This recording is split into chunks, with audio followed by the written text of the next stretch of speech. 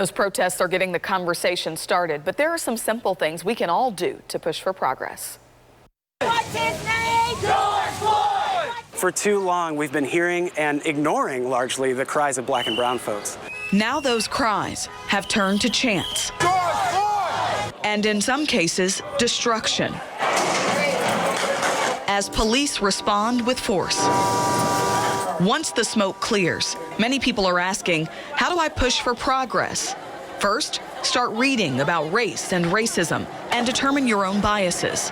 And it will highlight the things that you think when you're not thinking. And that's what's most important. Racism isn't about intention. And how it gets baked into our institutions is that it's not always intentional, but you always look at the outcomes. Next, build a coalition around you.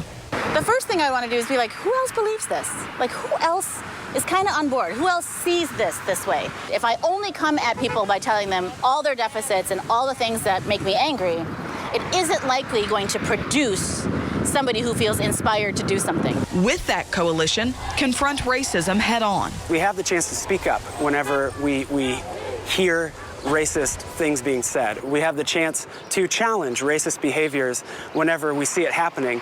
And it's also an excellent opportunity for us to reflect on the ways that we have been complicit in the same ways that our family members have. Then align yourself with groups fighting injustice all around us. One of them is One Struggle, KC. They do a lot of anti-racism work, and they hold classes.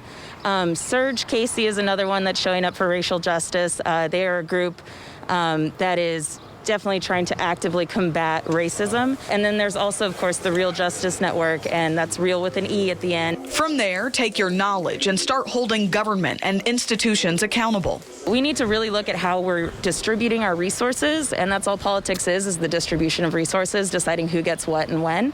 And we need to make sure that it is equitable. It may seem like an insurmountable issue, but there are a number of simple solutions we can start with. We finally start believing black and brown stories. We start trusting black leadership. We start supporting black-led organizations.